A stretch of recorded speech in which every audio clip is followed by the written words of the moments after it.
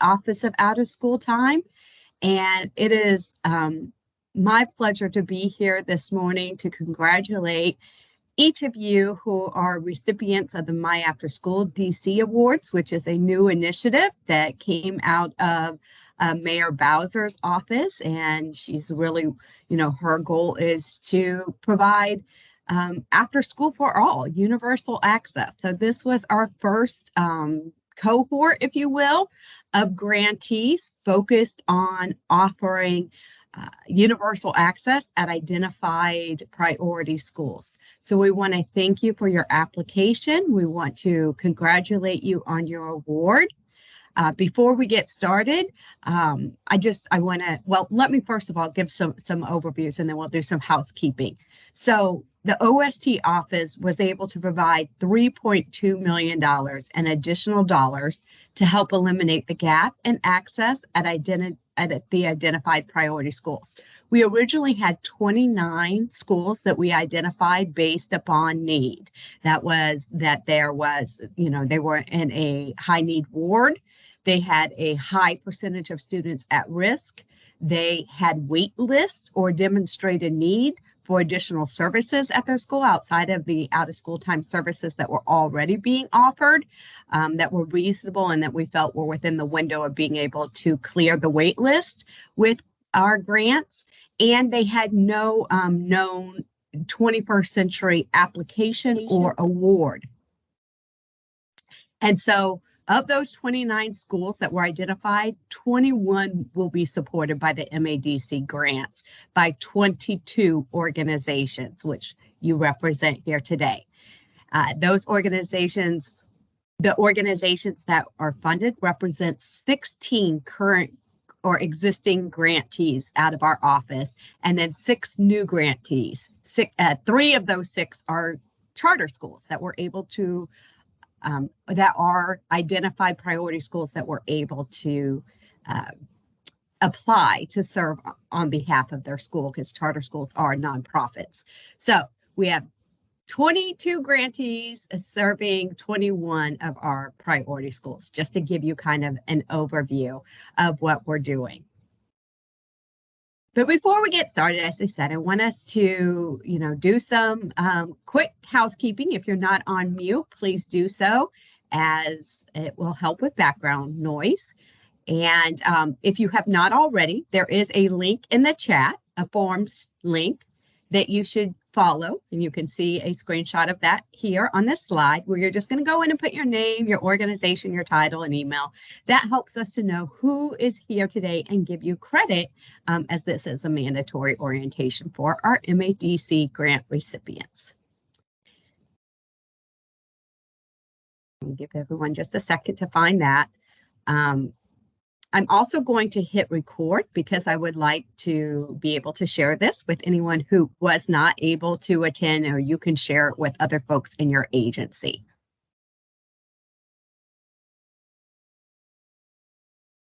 Right, just a second here. It's recording, Shana. Okay, great. Thank you so much for your help here. Okay, so to get us started, here is a quick glance at our agenda for today so that you know what we'll be covering. We're going to do a quick overview of the OST office and Learn 24 network. I'm going to go a little quick through some of this because we have a lot to cover today. And then we'll discuss each of the topics listed here. So first, just some overview information. The Office of Out of School Time and Youth Outcomes, or the OST office, is located within the Office of the Deputy Mayor of Education, which of course is part of DC Mayor Bowser's office. And the vision of our office is to ensure that children and youth across the district have equitable access to high quality out of school time programs. Learn 24 is the name of the network that supports equitable access to high quality programs for youth across the district, and the OST office stewards the Learn 24 brand. This includes you, us, the Commission on Out of School Time, and other important stakeholders. The way we do this is through coordinating among government agencies, targeted grant making, data collection, and evaluation, and the provision of training capacity building, and technical assistance to OST providers. So you're going to learn more about that through our presentation today. So each grantee has an assigned grants management specialist, or GMS. The role of the GMS is to provide support from award to closeout. Your assigned GMS will serve as your point of contact for all issues and questions relating to grant agreements and invoicing, and will assist you to resolve any grants issues. If you are a current grantee, you will continue to work with your same GMS for the MADC grant competition as well. So we're hoping to make things like information flow seamless. If you are a new grantee, you will be placed with me temporarily until our new GMS is onboarded and assigned to you. You will get to meet and hear from our GMS and our data analyst team today. Now we are going to talk about the grant agreements, and then I will hand it over to my colleague who will jump into covering some important compliancy issues. As of FY24, our office has automated the grant agreement process within CitySpan Data Management Portal. If you are a current grantee, you will soon be provided access to the FY24 MADC cycle in your existing CitySpan account. We're scheduled to have that rollover tomorrow. The content of the FY24 MADC cycle will be rolled over from your FY24 MADC grant application into the CitySpan Data Management Portal. This includes your organization information, contacts, all your required documents, program sites, and budget. Once you are provided access, you will then be able to edit the content. If you are a new grantee, you will first need to create a new account inside CitySpan Data Management System.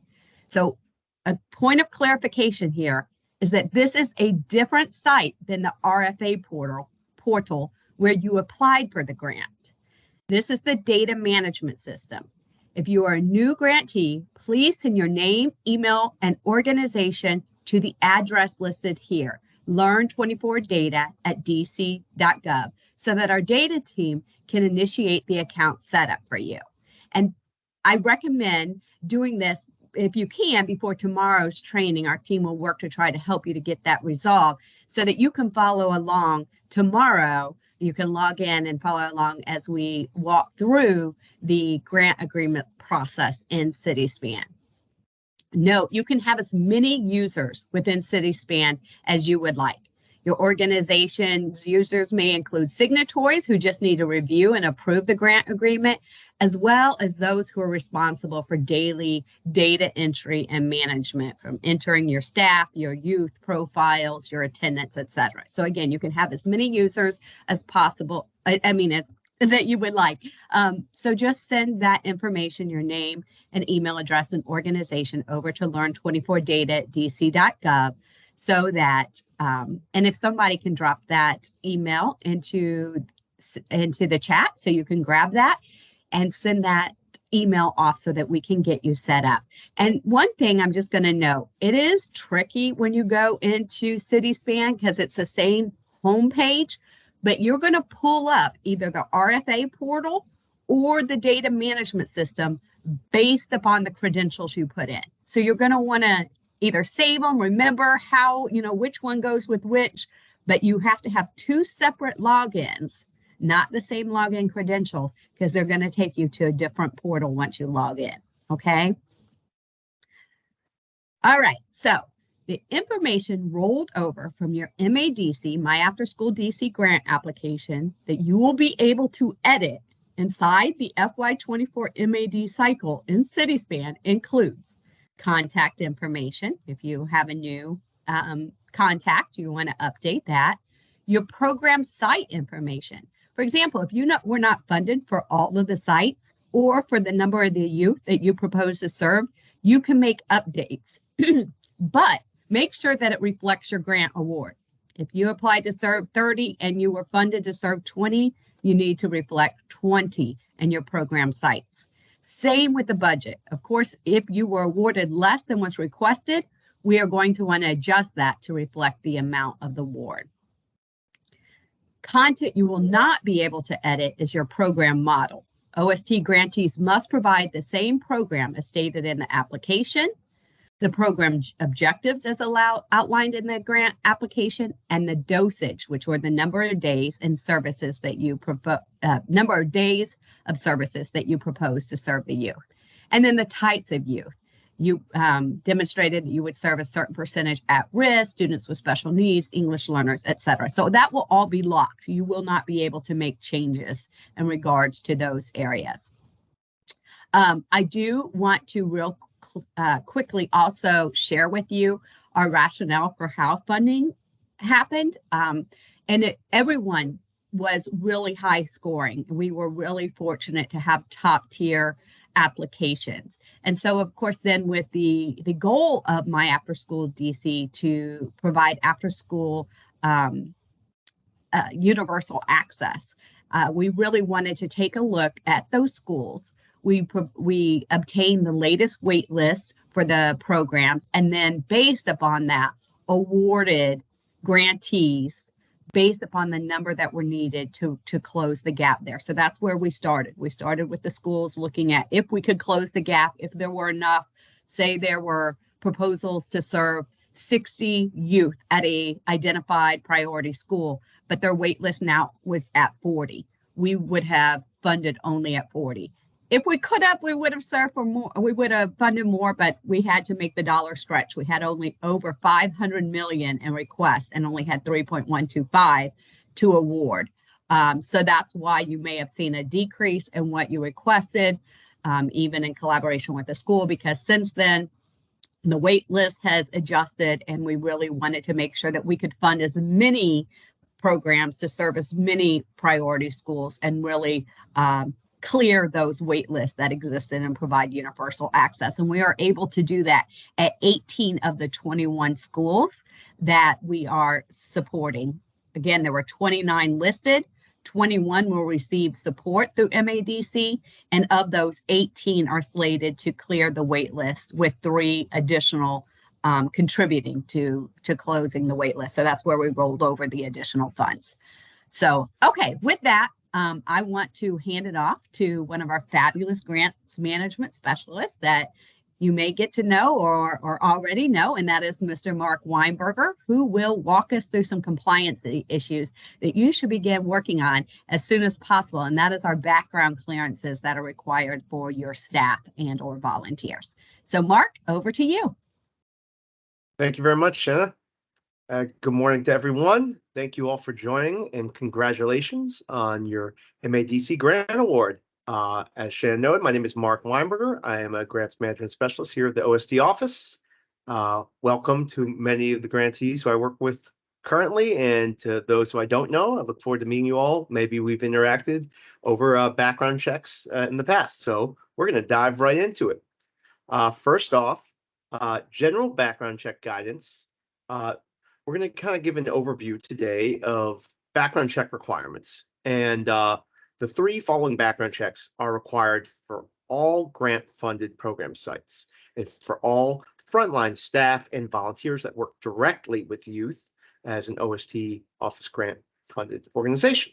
So please note that the following background checks are required, and that includes FBI, DC Metropolitan Police Department, also known as MPD, and National Sex Offender Registry, also known as NSO. Please note that these background checks are valid for 2 years from the date that they are completed, and during that year of interim, that 1 year in between, 1 calendar year from the completion date, a signed affidavit must be presented to verify that there's been no change in criminal history from that individual, to be signed by the individual in question, along with a witness such as an administrator, including yourselves, or a program supervisor. So if you were a grantee in FY23 and had staff that worked the program last year and completed the background check process, beginning of January 23, for example, they would need to sign and complete an affidavit form to reflect their current status for 2024. And this affidavit form can be found within the Learn 24 Grantee Guidebook, which is available on our website. And thank you, Shanna, for posting that in the chat. I was going to jump in. Who has help? So there we go. So that link has a host of valuable resources beyond just background checks. So please utilize this link for general grants guidance. But needless to say, the affidavit is a form that's included within the guidebook, and the guidebook is available on our website. Also, your grants management specialist should be able to directly email you a PDF or a MS Word copy to adjust and adapt. So moving on to background check guidance. So the OST office does subsidize the background check process through DCHR for grantee staff and volunteers. So grantees can manage the background check process to themselves, and grant funds can be used to cover those costs if you want to go through the independent route, such as a third-party provider. However, we do know that sometimes it can be extensive to wait for results and return. So the OST office has been working in partnership with DCHR to expedite the process. And I will note that DCHR has picked up the pace to be a lot more efficient in returning results in FY24. So the OST process does subsidize the FBI, MPD, and NSO background checks through the DCHR process. And to take advantage of the subsidized process, please contact your assigned grants management specialist with the full legal name and email address of the individual who needs to undergo the background check process, and instructions will be sent along to that individual along with yourself as a point of contact. And please note, when I say full legal name, I mean full legal as including middle name and any hyphenated last names. Quite often, we will get results back from DCHR, which could include a host of names, and I will receive maybe just John Doe, and it'll just be the first name, last name, and it helps to have the full legal name. You're also welcome to email and CC your GMS. It's always great to be transparent. Backgroundcheck.learn24dc.gov. And we'll make sure that goes in the chat box as well. And then if you haven't heard within 10 days, please contact us. If you don't receive instructions directly, always encourage your staff who are receiving these background check instructions to check their spam folders. Sometimes Learn24 correspondence can go to other mail folders. And optimally speaking, it is encouraged that once they are received within 10 days of appointment in order to complete the process. Go on to our next slide. So one thing to note is that once an individual has completed the DCHR background check process, the results will be returned directly to the OST office. The OST office utilizes their own internal tracking system and will provide the clearance status and background check information to the grantee directly via email for you all as a grantee to upload that information directly to CitySpan. And please note that it is essential for you to redact personally identifiable information from the returned criminal background checks prior to uploading those background checks to CitySpan. This can include social security numbers, such as the last 4 digits, as well as the date of birth. And so it's optimal to redact that information because we do not want to share that personally identifiable information directly in our CitySpan portal. This slide here gives kind of examples of what full redaction might look like. And as you see on the left side, it's just blacked out. On the right side, it is blurred out. A lot of new picture programs, whether you're, full into Photoshop or you use Adobe Acrobat, whatever program you use, or just an iMac picture program, you should be able to just use a cursor, use a highlighter, and just black it out for simple access for redaction. And now, moving forward, we will note that besides the DCHR background check process, DCPS and OSCE clearance letters are currently acceptable for verifying FBI, MPD, and NSO background check completion. If that is the case for your organization, please upload completed background check clearances into staff profiles in CitySpan. You will see that within CitySpan staff profiles, there'll be various different upload prompts for DCPS, OSCE, DCHR, as well as the individual FBI, MPD, and NSO. CitySpan, which you know is our online data system, and we will be keeping track of all your staff information within the CitySpan portal. If your organization hires DC public school teachers, a copy of the non-expired identification badge has been determined as acceptable verification of background check completion.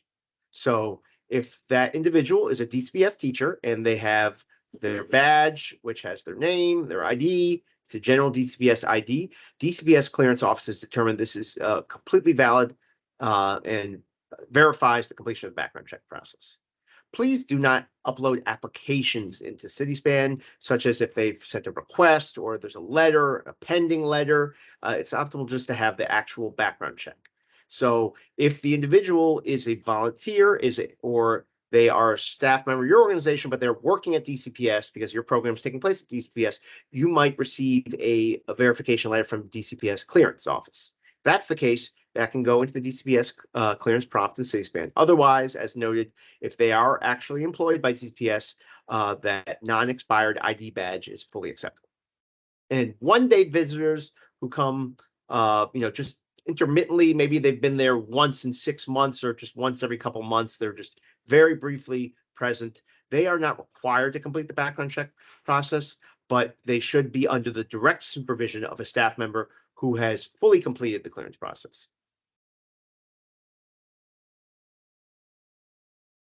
And now for new hires, it's worth noting that as you begin to hire personnel for your MADC programs, please make sure that you have all new hires, including volunteers, complete the background check process immediately. It is optimal to have background checks fully cleared before you begin these programs. So we want to make sure that your staff are compliant in that regard. Once you receive background check verification, please upload that documentation within their staff profiles immediately upon receipt. And then grantees that fail to do so will be out of compliance with grant requirements, and we want to ensure that you all are having a safe, supportive, out-of-school time environment. Now we're going to shift gears a little bit to discuss FERPA waivers. FERPA stands for the Family Education Rights and Privacy Act. It's nationally recognized language that ensures data sharing transparency for parents and guardians of youth who either in school or attend out-of-school time programs. Parents, guardians of all participating students should sign a FERPA consent form to allow for the sharing of student data needed for tracking and reporting purposes. And we strongly encourage that this FERPA consent form be included within your initial enrollment student registration packet that is completed by families to provide consent and verify their participation in your program. This template is included in the Learn 24 grantee guidebook and also can be sent to you by your grants management specialist. So please just make sure. I always recommend that FERPA is just proactively included in registration forms. That way the parent just signs one form and you don't have to come back to them and ask them to sign additional forms. And with that, I'm going to pass it over to my colleague, our data analyst, Olaide Ibaranke, who will talk a bit more about student surveys and CitySpan data management. Take it away, Ola.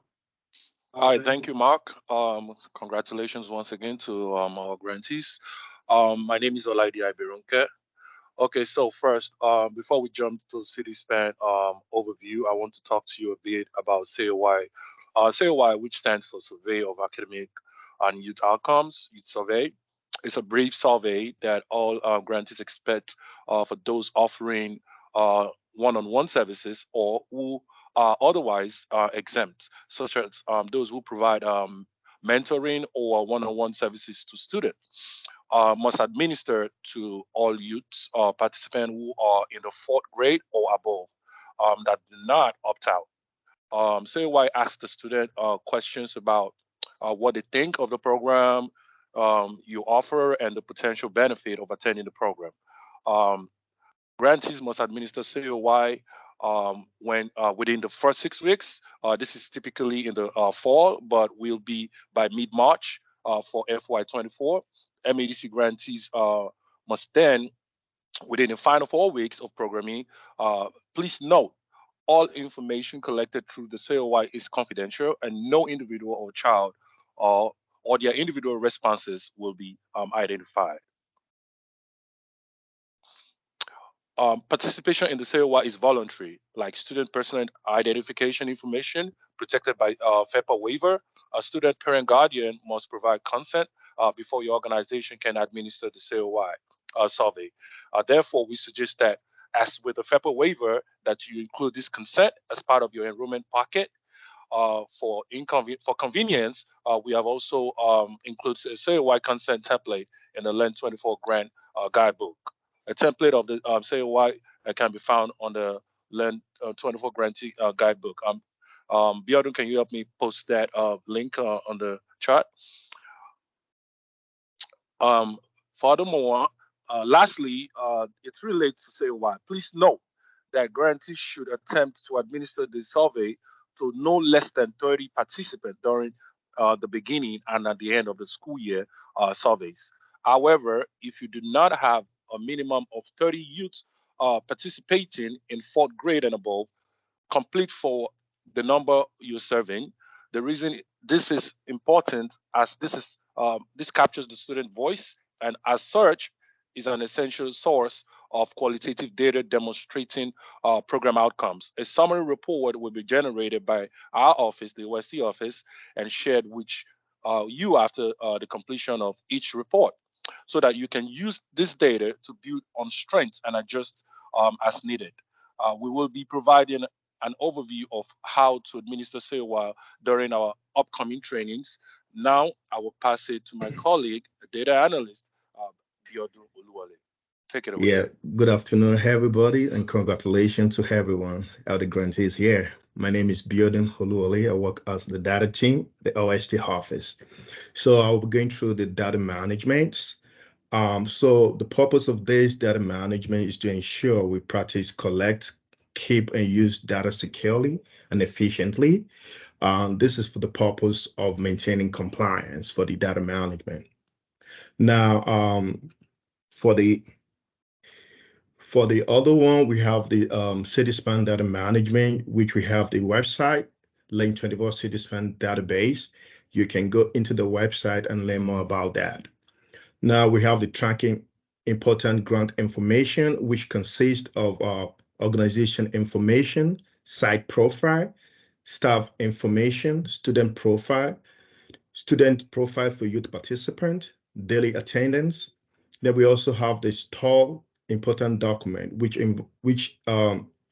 includes grant agreement, grant amendments, required document, mandatory report, and first aid / CPR certifications, and background clearances.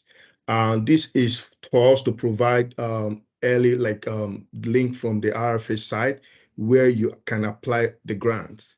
The site is for data management site for grantees. Most of you have the account, but you do not have. Now, as a data team, we'll be working to establish the account in the coming days. Cityspan is the database management system which we use, and all this information will be gathered in there. Now, when we look at the other one, we are looking at the Cityspan data management. Now, within 20 business days prior to the start program, staff profile, background clearances, student participant information, it requires names, date of birth, grade, genders, zip code, award of residence, COR, and FERPA consent. Then we also have weekly attendance. Now for the Cityspan database training. Now Cityspan training grantees grant agreement process. Thursday, January 18, 2024 by 11 a.m. to 12 p.m. You can join. This is mandatory for all new grantees. Cityspan's training database management, Thursday, January 2025, 2024 by 2 p.m. to 3 p.m. You can join us. It's mandatory for all new grantees. That we offer, the data team offer the office hour, which is every Thursday and every Tuesday by 12 to 1 p.m. every week. Now you can also go to the CitySpan question. You can contact OST data team at lane24 at dc.gov.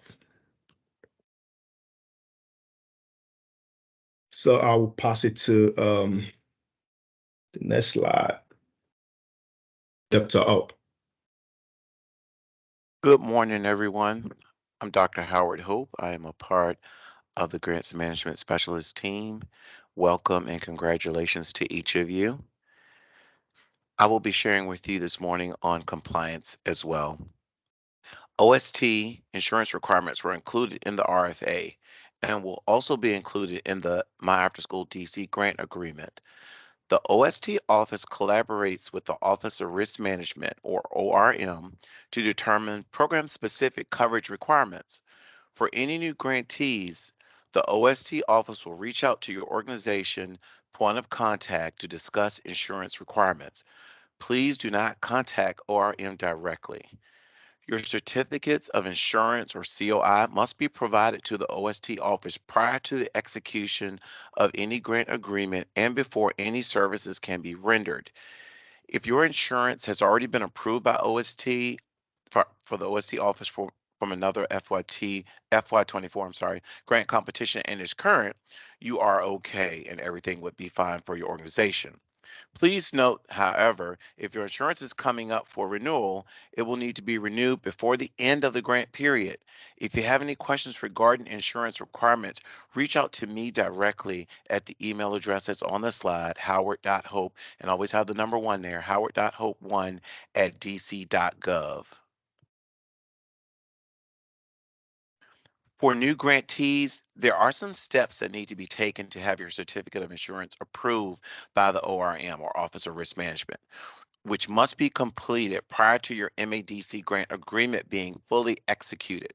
I'm going to talk through very briefly of the steps. OST will send grantee an insurance review document, IRD, to complete. The grantee will return completed IRD, or the insurance review document, to the OST office. OST will enter IRD information into eRisk for insurance requirements. ORM will then review the IRD information, secure additional info if needed, and send applicable insurance requirements to us here at OST.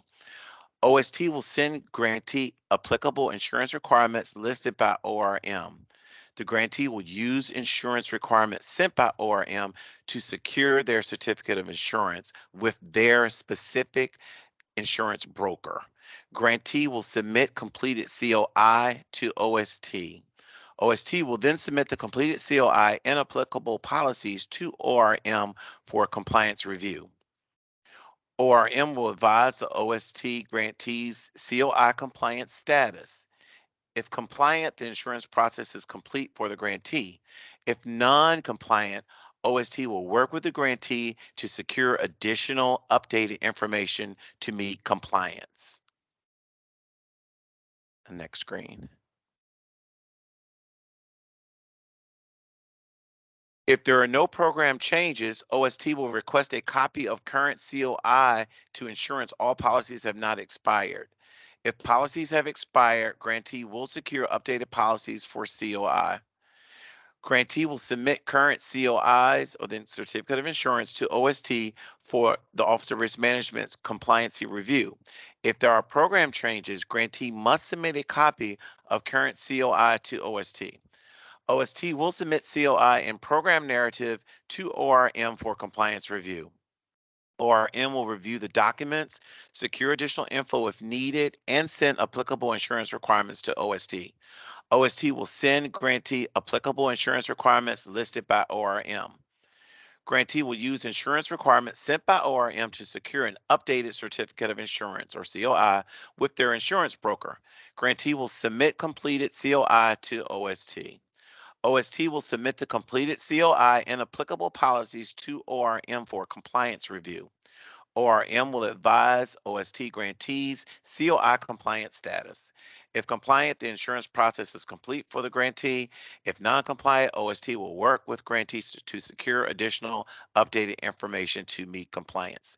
And I know there are a lot of steps, but we are going to support you, and you can reach me directly via the email that's provided. But we're definitely going to support you in this process. On my final slide, questions for RM, please contact us directly here at OST with all insurance compliance questions. Do not contact ORM with insurance compliance questions. ORM is available for calls or grantees after ORM has received the COI and compliance documentation. The grantee's insurance agent must join the call. All calls are set up by OST. ORM will not speak with a grantee without an OST representative present. For further information, you can contact myself, howard.hope1@dc.gov. With that, I thank you for your time this morning, and I'm going to pass to my colleague, Mr. Marcus Shaw, who is a part of the grants management team here at OST. Have a great day, everyone. Hello, good morning, everyone, and congratulations on your MADC award and welcome. My name is Marcus Shaw. I am a grant management specialist here at the OST, and I'll be going over some of the other grant compliance requirements, starting with the mandated reporter. The OST requires a series of requirements which were listed in the RFA and will be listed in your grant agreement. Listed here are requirements related to safety. First is the grantees. Grantees are required to have at least one designated mandated reporter per site serving youth. While all staff working with youth are mandated reporters, we require demonstration of at least one staff member per site as to be listed as a mandated reporter. You must upload the certificates of completion into CitySpan. Please note all program staff should know who the certified mandated reporter is and the process for contacting this individual. In addition, we require all grantees have a bullying prevention policy that has been approved by the District of Columbia's Office of Human Rights. To contact the OHR to receive your guidance and completion of the policy and obtain approval, you please reach out to Ernest Shepard at ernest.shepard@dc.gov. I can drop that into chat. And real quick, why Mr. Shaw is dropping that email into the chat, I want to clarify with the mandated reporter. Yes, everyone who works with children are mandated reporters. It is, but there is a certificate of training, a course, and it's in the grantee guidebook, the link where you can find that. It's also in your grant agreement and the RFA, where someone will need to go through that full mandated reporter training and be the identified person on staff, on site, per site that staff would go to with any questions if there was an issue around disclosure of information from a youth. So just wanted to clarify. Thank you. Next slide is, sorry about that. Next slide, we'll be going over safety requirements. In addition, all OST grantees are required to have at least one person trained in CPR and first aid on site. The CPR personnel does not have to be a program staff member, but must be on site at all times. Certificates should be added to CitySpan, and all personnel should know how to contact a CPR individual on site. For TB, this is site specific, so if the site requires it, then the staff should have it. Otherwise, there is no required. This is not required by number 24. Next slide. Other requirements include ongoing administrative checks. Your GMS will work with you to help ensure requirements are met during the grant period. This includes ensuring youth participants have been entered into CitySpan and that your actual enrollment is meeting your projected numbers. This year, this will also include checks on demographics of students served to make sure that you're meeting a plus or minus 10% of the projected population you propose to serve in your application. We will also conduct checks for FERPA and COI waivers this year to ensure that they are on file. Other compliancy checks will include ensuring all staff completed background checks, mandated trainings, student staff ratios are being met, and incident reports, safety and security, virtual protocols, sign-in or attendance procedures, sign-in sheets, exit and pickup procedures. Just as a note, sign-in sheets are different than what will be uploaded into CitySpan information. Sign-in sheets are where the information that is uploaded comes from the physical sign-in and sign-out booklet, checkbox, or program manager's notes. Next slide.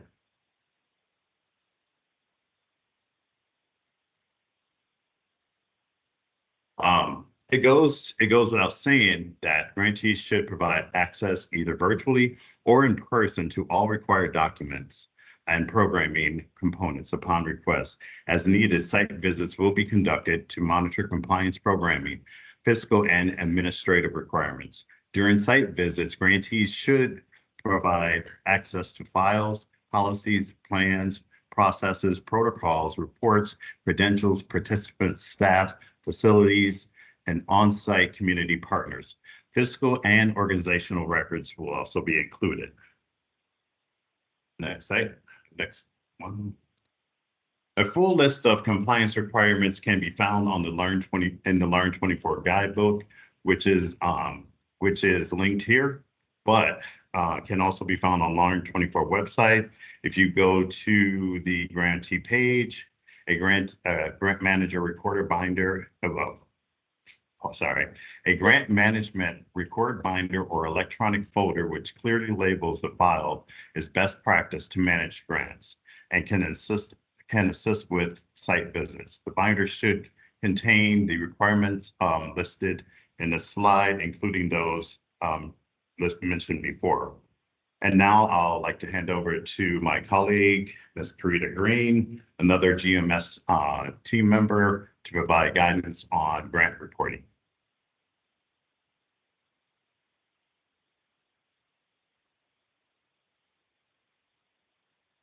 Karita, you're up. You might be on mute, Karita. She's on mute. Congratulations to all the wonderful organizations that were awarded this MADC grant. So my name is Karita Green, and I'm the GMS here with OST, and I'll be doing the grant reporting portion of this presentation.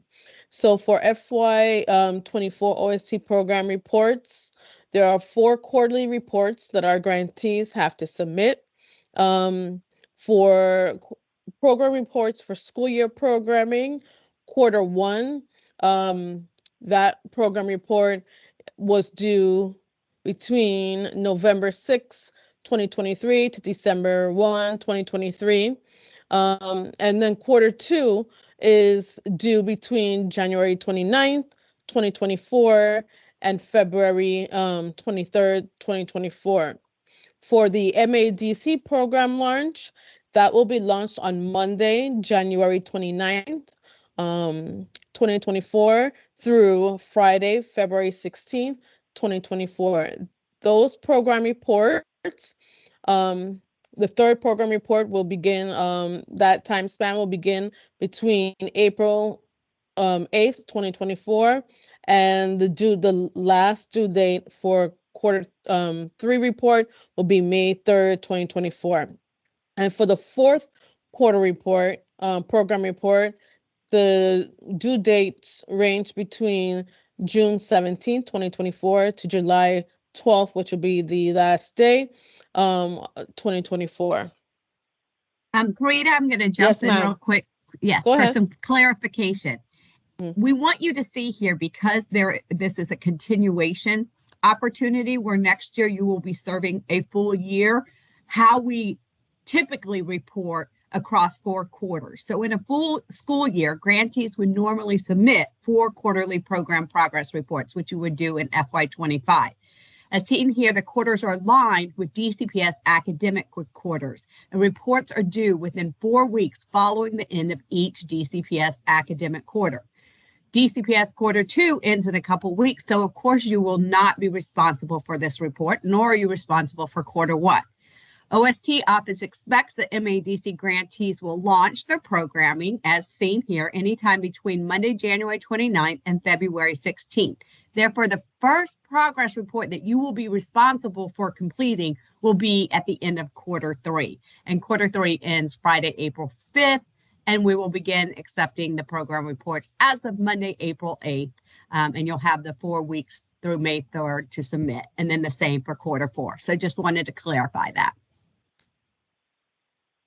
Okay, and so continuing with the reporting for invoicing for FY24 OST school year and year round, there are 3 invoices that need to be submitted for FY24 grant programming. The initial invoice is for 50% of your grant award. And once you've done the insurance portion and you get your certificate of insurance, and then you go into getting the purchase order number for your grantee. Once you get that, that's when you can submit your first invoice of 50% of your award. And that you do not have to provide any spend down documents for that invoice. Then you submit 2 other invoices. The second invoice, you'll have to submit spend down documents, and that will cover for 25% of your grant. Invoice 3 is your final installment of the 25% of your grant award. That is due by September 1st, 2024. You must demonstrate 100% of your spend down, providing documents like invoices, receipts, timesheets, page, stuff like that, whatever you're documenting. All and right. if I can add here real quick, Go ahead. The MADC program year ends June 30th. This is a school year program. The additional time for expending the funds through September 30th, through September 1st, allows you to use the funds over the summer months for year 2 planning, because you will be receiving the exact same amount.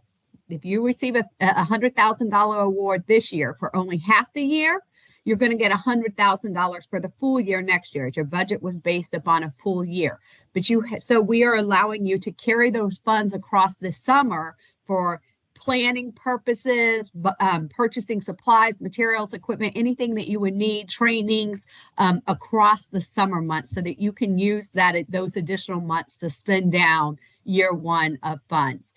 So I just wanted to clarify that. Back to you, Karita. All right. Thank you, Ms. Sampson. All right. So for the financial management portion, I'm going to hand it back over to my boss, Shana Sampson, for that portion. So now everyone's favorite topic. Let's discuss the process of getting paid. All grantees must be registered in the DC government financial system, which is DIFS. It's new this year, a new system. So if you are a previous grantee, you will need to go into, it's no longer the DC vendor portal, it is DIFS. So you will need to register at the links here in order to submit your invoices and receive payment. To register, follow the links. And note that we just want to point out that DIFS is managed by the Office of Chief Financial Officers, the Chief Financial Officer. And so it is out of our purview for oversight, which is a difficult situation for us because we aren't able to support you as much as we would like. But we've listed here the supplier support line of operation and the email. You reach out to them with any technical questions or issues that you're having.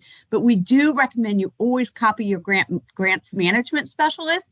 Keep us in the loop so that we can continue to offer support and raise it up to leadership if needed, to kind of expedite, because sometimes as they're managing funding across the entire District of Columbia and all agencies, things can get backlogged, but we try to push as much as we can to get processing happening. So just wanted to give that kind of caveat there. I'm going to walk through, well, actually I'm not, for sake of time, you'll get this, but this slides and you will be able to see the process. But in general, you are going to submit to the grants management specialist your invoice first. And again, that is because we do not have access to this. We want to approve your invoice on the front end so that if there's any, simple mistakes that we can rectify right away, we want you to be able to make those revisions before uploading it into DIFS, because once you upload the invoice into DIFS, if it is rejected, you have to start the process all over again. So provide your invoice to your grants management specialist. They will sign off and then give approval for you to upload into DIFS. And then it goes into DIFS for payment processing. And then we provided here, and I'm also going to drop into the chat here, an invoice template. You do not have to use our invoice, but we do recommend it because it includes all of the information that you need to have. One thing I want to point out is over here on the left, you'll see the boxes around the service period. Your first service period can be for the full grant period. And we're going to call that January 29th through June 30th for this year, right? In a full year, it would be October 1 through June 30th or even September 30th, since we're extending. You can only do that full period for the first invoice in which you're asking for 50% of the grant award. After that, dates of service must be on or after January 29th up until the date you submit the invoice. They will reject it if you are requesting funds for a date that happens after the invoice. So for example, if it is March 15th and you've already received your initial invoice, you put program period, January 29th through June 30th, you requested 50% of the funds. Now it's March 15th and you've spent down 25% of it. You can then, for your second invoice, it needs to say January 29th if that's when your program starts, or February 8th if that's when your program starts, through March 15th. Do not put March 30th or they will reject it. It cannot be for future dates. So those are the type of things that when you submit it to your GMS, we make sure your PO number is on there correct, that you have a distinct invoice number that needs to be applied to each. So we'll walk you through making sure, there are any corrections that are needed before you upload it to DIFS. Now I will provide an overview of the Institute for Youth Development. The Institute is managed by Kevin Cataldo, but he is currently conducting a training for OST grantees, so not able to be here, but you will soon get to know him soon if you have not already. So the Institute of Youth Development offers a plethora of free professional development trainings. You can visit this link here for more information on typical trainings offered, or contact Kevin at the email listed if you have any questions in regards to what type of services, what type of trainings are being offered by the Institute that would support your programming. MADC grants are required to take part in 2 development opportunities offered by the OST Institute for Youth Development. First, all grantees must participate in 1 professional development training focused on supporting with students with special needs. And I want to make a clarification here. When we talk about students with special needs, we often think of students with disabilities. The District of Columbia includes within students with special needs English learners. So these are trainings that are focused on students with disabilities and English learners. We also broaden that to vulnerable populations. So it could be students in poverty or facing trauma, as well as LGBTIQA+.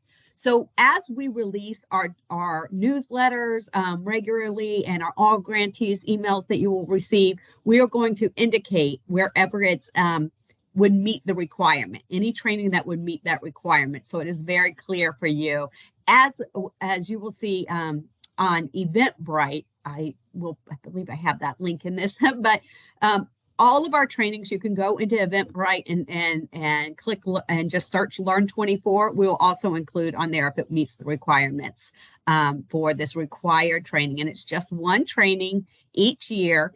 You only have to have one staff person because we know it can be hard to get, after school part-time staff to your trainings, but we really encourage you to participate in as many as possible and then bring back that information to really ensure best practices is working with our youth.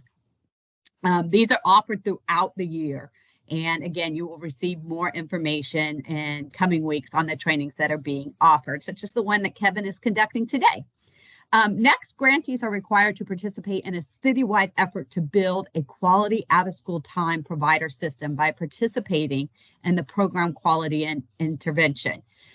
This process also is managed by the Institute of Youth Development, and all My After School DC grantees are required to participate. However, you are exempt for FY24. We're just getting ready to start that process. It always happens in the fall, winter. So the kickoff for that for current grantees. Now, if you're a current grantee and receive additional funds through a different competition, you are required to participate. But our new grantees are not required for FY24, since that process is already beginning and training is happening on that the end of this month.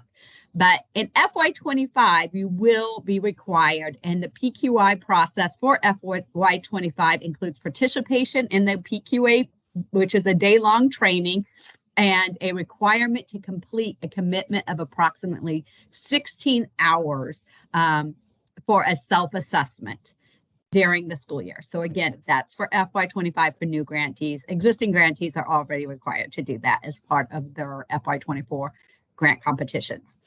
For the remainder of the year, it is just one training that new grantees will be required, and there will be multiple options to choose from.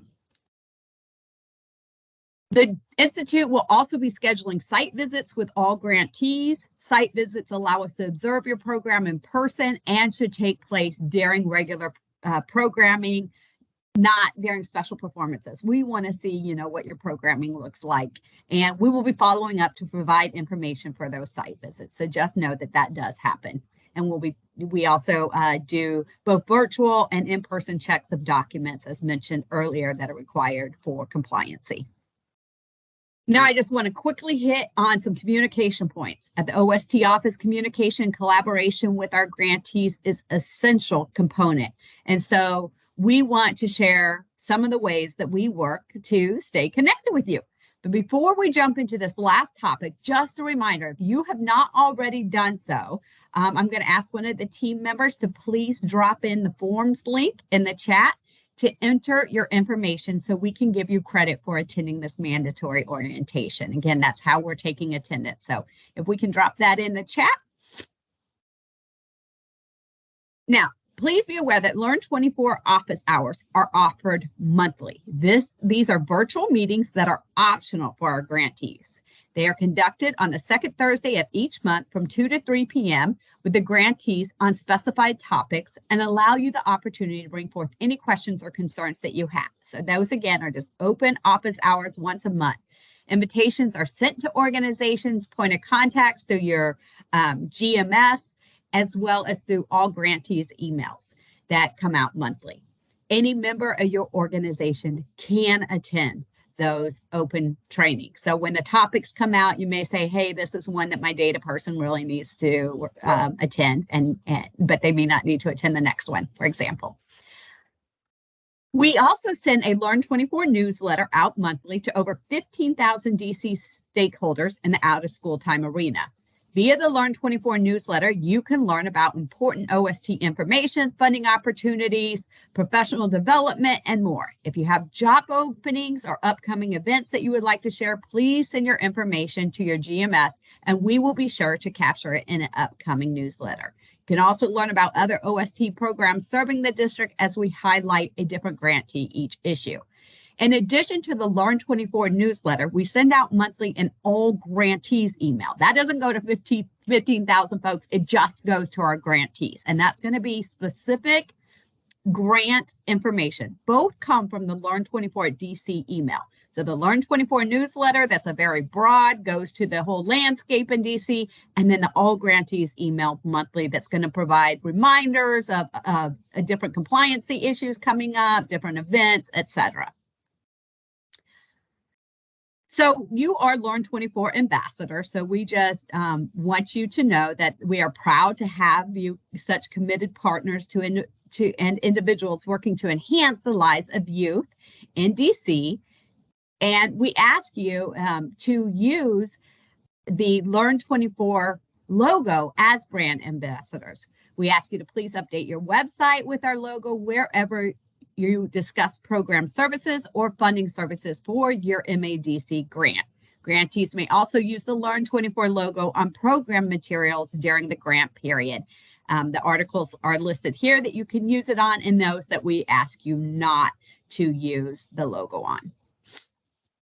Lastly, as indicated in the RFA and grant agreement, MADC grantees are required to participate in After School in the City event that will take place next September 2024. This will be an opportunity to let families know about your programming. We also host Summer in the City, which you can send your families to who may be looking for summer programming. The 2024 Summer in the City event is tentatively scheduled for Saturday, March 30th, and information will be coming soon. So again, as school year grantees, you're required to participate in the After School in the City one, which will be next September.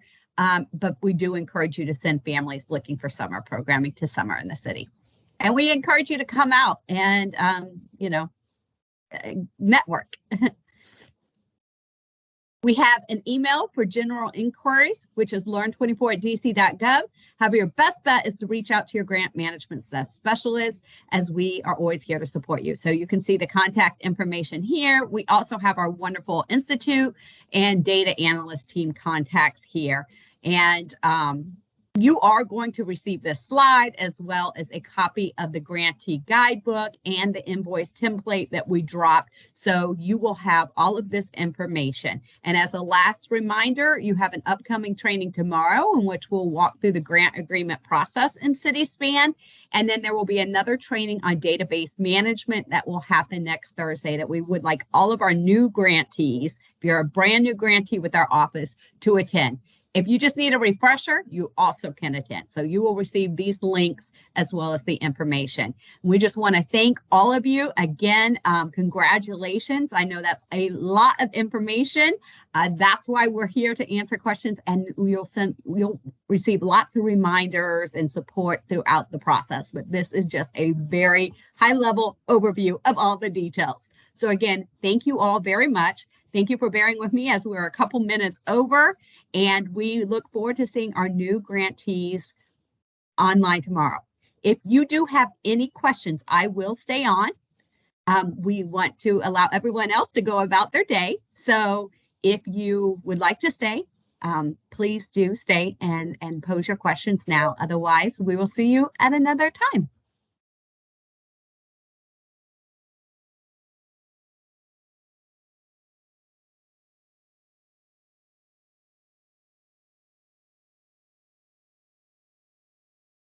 Can someone please drop the link again? It looks like someone didn't see the link to sign in. So if we can drop that link in there.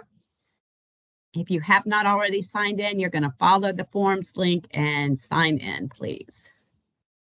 There we go. Thank you, Mark.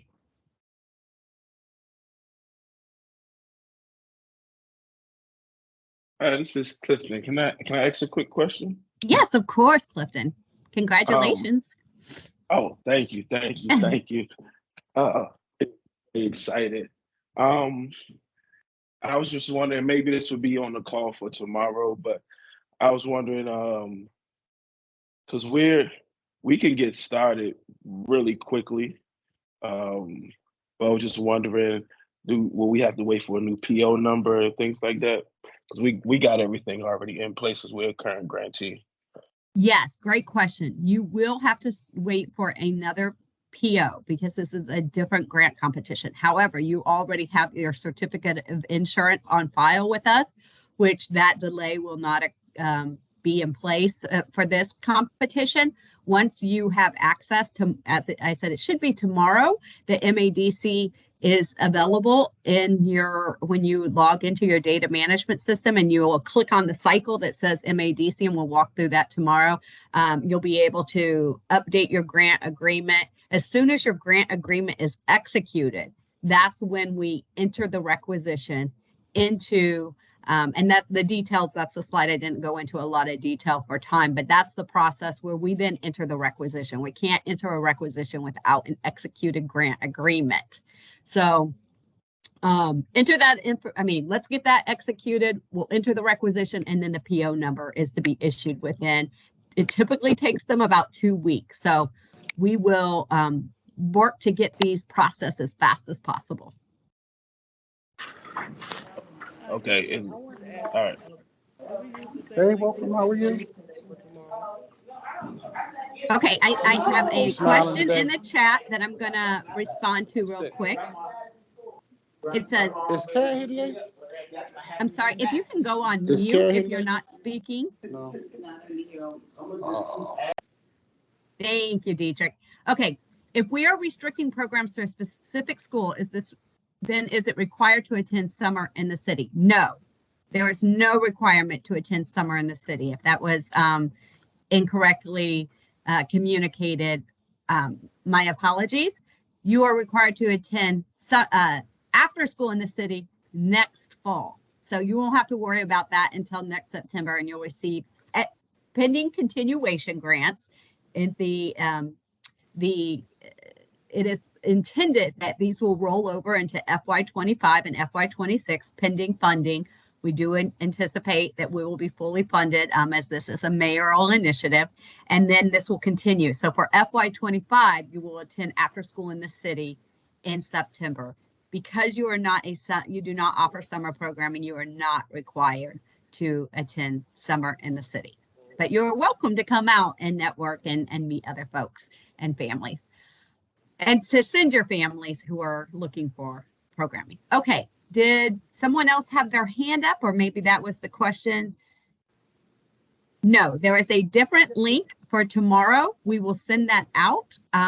As soon as this training is over, we're going to send the link for tomorrow. If you haven't already received that, as well as the presentation from today, the grantee guidebook, etc. Thank you. Oh, and thank you. Mark has just dropped the link for tomorrow into the chat if you want to grab that as well.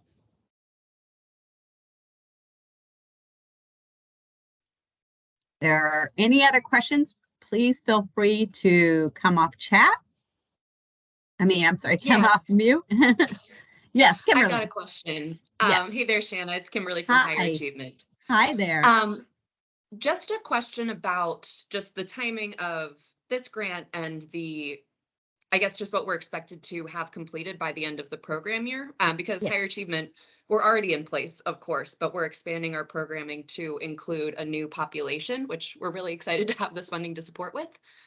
So it's recruiting new scholars and kind of starting up a new process. So I guess I hope this isn't too specific just to me. Maybe it can also be helpful for others. Yeah. But just by June 30th, kind of, will we need to have all of our new scholars recruited? Will we need to just demonstrate that we have new systems in place? We've got a few of them going. We're working on recruitment for the next year. Just kind of curious as to what my after school DC will expect from, I guess, all grantees by the end of the program year, since it's a little bit shorter for FY24. Yeah, great question. Thank you for asking it, because I do think it is applicable to everyone on the call, and I should have addressed it. The hope is that you will be able to get fully enrolled by the end of the school year. You will have, January 29th marks the beginning of Q3. So we have half of the year to be able to do that.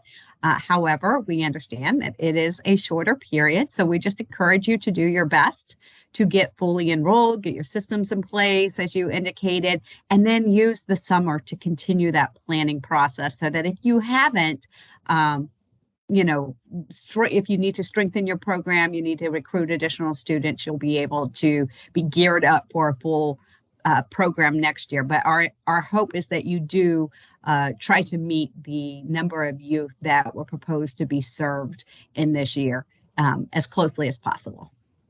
Definitely, yeah, that's our hope too. But best laid plans and all. Yeah. No, that helps. We'll definitely use the summer to build on this year and have that fully enrolled standard for start of FY25, definitely. But aiming for a fully enrolled this year. Perfect. Thank you, Shanna. Yeah, of course. And I will also mention, if you are not an existing partner with DCPS. That is an important next step. You have got it, or a charter school if you're working with a charter school. You need to contact, that was a part of your award letter, and in the, we'll make sure if you have any questions, we can provide that contact information again, but you really need to reach out and to their partnerships office and make sure you have everything in place to start programming. If you do not have an MOA, hopefully you've already started that process once you initiated the collaboration with the school. You'll need to have that. You will not have to duplicate the certificate of insurance, but they will need to have whatever you provide us on file. There is a whole process with the schools that is required for partnerships. So just want to also raise that as an important next step.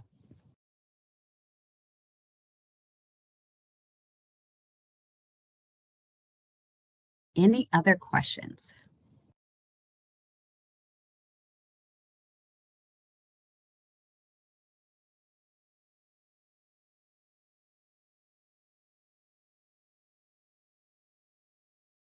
Okay, well, we really appreciate everyone being on here today. Again, reach out to your grants management specialist or myself. We will be happy to answer any specific questions you have. And again, congratulations.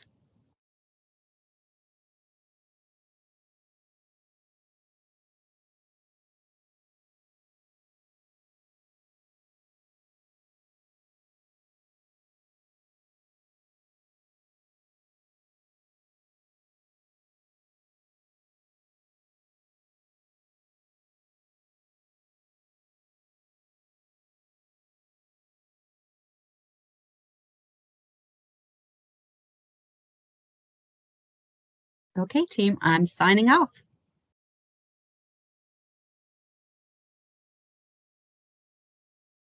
Have a good afternoon, everyone.